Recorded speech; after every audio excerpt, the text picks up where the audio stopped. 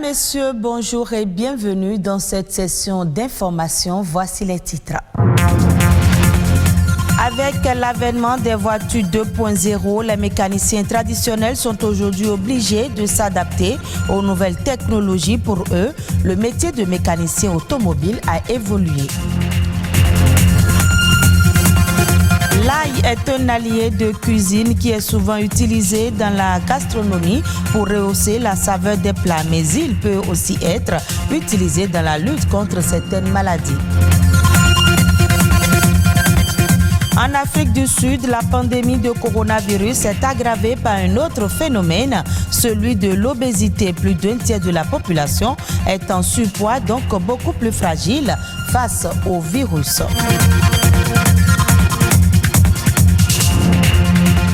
Merci de votre fidélité. Le secteur de l'automobile connaît assez de mutations. On retrouve désormais toute une gamme de véhicules électroniques en circulation. Avec cette révolution technologique, le métier de mécanicien automobile évolue. Aujourd'hui, seules les connaissances mécaniques ne suffisent plus pour réparer les voitures dites 2.0. Que devient alors le mécanicien automobile à l'ère des voitures électroniques?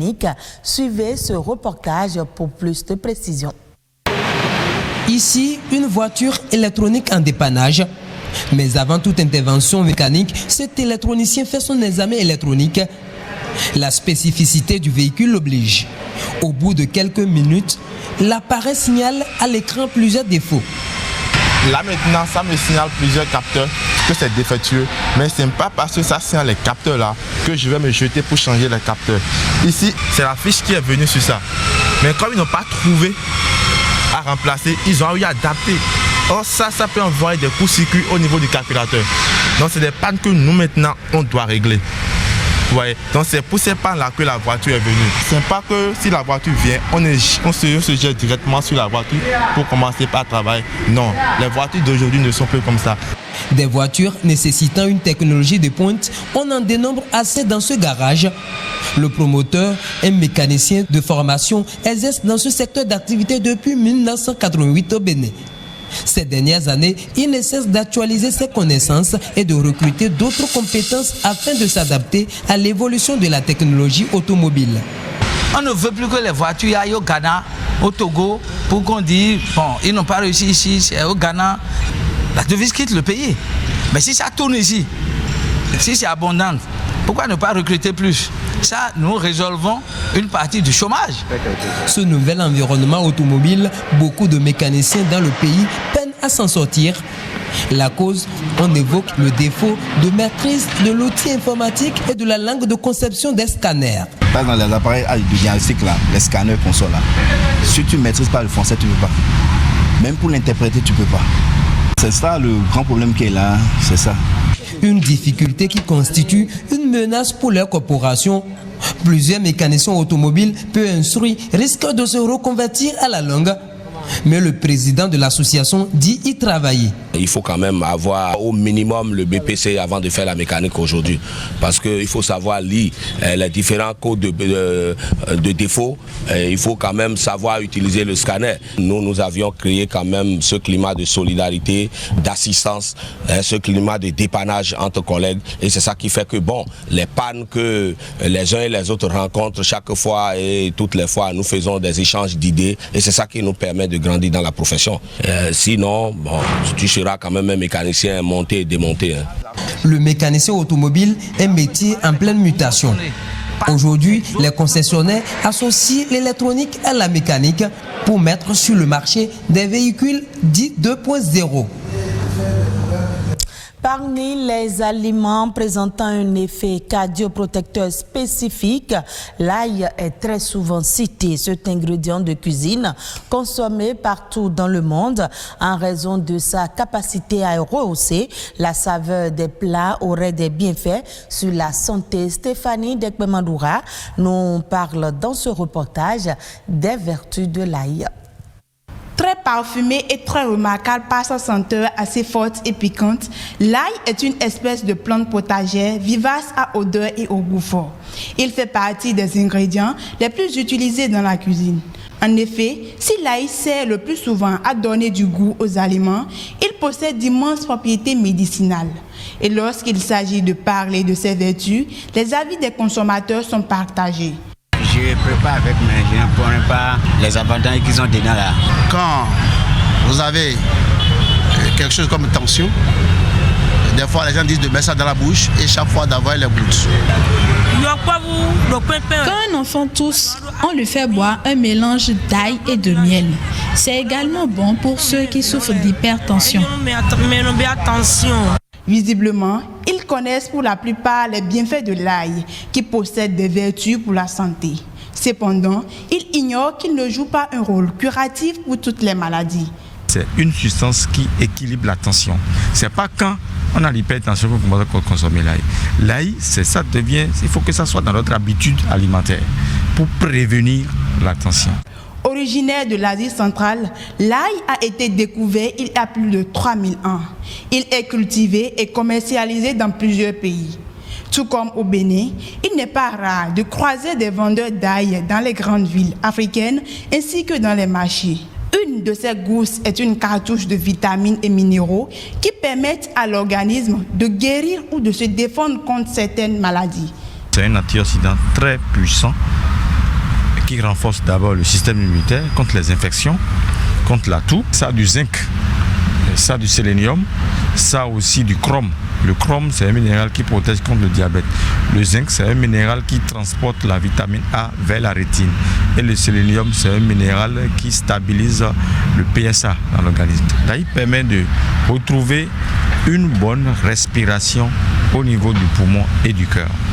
Quelqu'un qui a un cholestérol très élevé dans l'organisme, il doit commencer par consommer l'ail.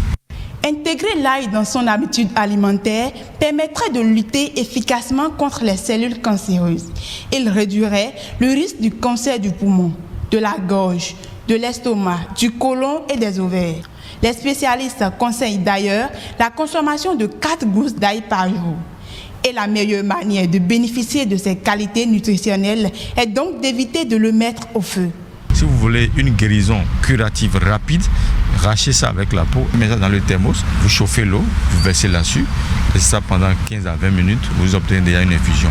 Il est à noter que l'ail ne rime pas avec bonne haleine.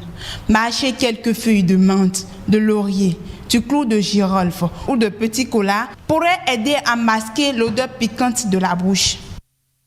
On parle à présent de la diversité culturelle qui est une multiplicité de langues, de religions et de modes de vie dans une communauté. Elle est importante pour la cohésion sociale et constitue un outil indispensable pour le dialogue et le développement. C'est ce que nous explique le socio-anthropologue Félix Badagon.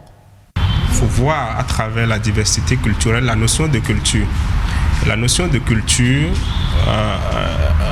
renvoie à l'ensemble des moyens dont dispose une communauté donnée pour répondre à ses besoins. Lorsque vous êtes dans votre culture et la langue que vous parlez, c'est par exemple un moyen de communication, c'est un moyen de faire passer des messages dans votre communauté. La culture ne renvoie pas qu'à la langue. La culture, c'est aussi la religion. La culture, c'est également les arts. Et de ce point de vue, on peut passer par exemple par la langue pour régler un différend qui naît au sein des membres d'une communauté. On peut passer par peut-être les arts pour régler peut-être les différends qui sont nés au sein d'une communauté. On peut passer également par la religion pour régler effectivement également un différend qui naît, un conflit qui naît au sein d'une communauté. Elle est un outil de développement en ce sens aussi que quand vous prenez les différentes cultures que nous avons au Bénin par exemple, nous pouvons à travers ces cultures-là produire de belles œuvres afin de pouvoir vendre ces œuvres-là à ceux-là qui ne sont pas de notre pays, à ceux-là qui veulent voir quelque chose de nouveau. Quand vous prenez les arts, par exemple, nous pouvons passer par ces arts-là pour vendre des choses que les autres n'ont pas et que nous pouvons faire valoriser.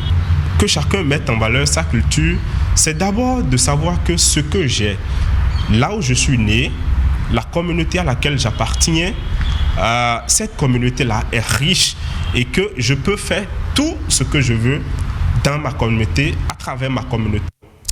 L'ONG Transparency International vient de rendre public son dernier classement annuel sur l'indice de perception de la corruption dans le monde. Alors que la planète traverse une crise sanitaire, l'IPC dresse un tableau assez sombre de l'état de la corruption dans le monde. La plupart des pays ont fait peu ou pas de progrès dans la lutte contre la corruption en près d'une décennie, de sorte que plus des 2/3 des pays obtiennent un score inférieur à 50.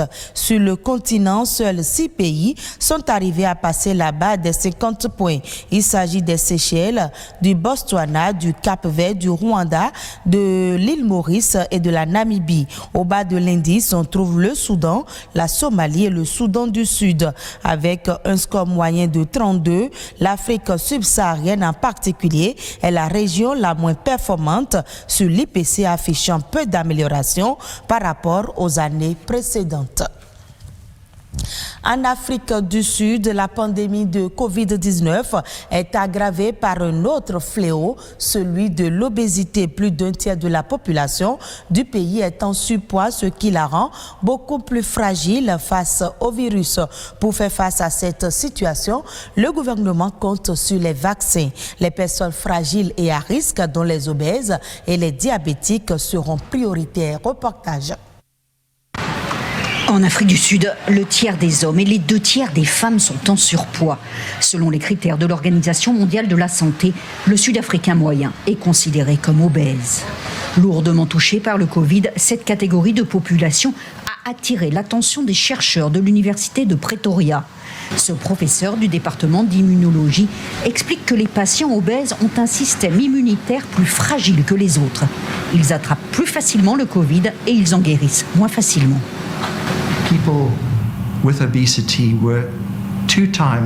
Les gens atteints d'obésité ont 2 fois plus de chances que les autres d'être admis à l'hôpital en raison de la sévérité de la maladie. Il a aussi été établi qu'ils ont une probabilité de mourir 50% plus élevée. Diabète, hypertension, les hôpitaux sud-africains regorgent de patients obèses qui font des complications. Le gouvernement a promis que les populations les plus vulnérables seraient vaccinées en priorité. Chacun de nous, je pense, ressent une certaine angoisse personnelle. On se demande vraiment à quel moment on va se sentir en sécurité. Pour les populations obèses qui se sentent en danger, la pression est d'autant plus importante qu'elles ont grossi pendant le confinement. Leurs habitudes alimentaires se sont détériorées. C'est l'une des conclusions d'une étude qui a été pilotée par la plus importante société agroalimentaire du pays. Elle en dit long sur l'état nutritionnel des Sud-Africains. Nous avons complètement retracé ce que les gens ont mangé, ce qu'ils ont acheté en plus ou en moins.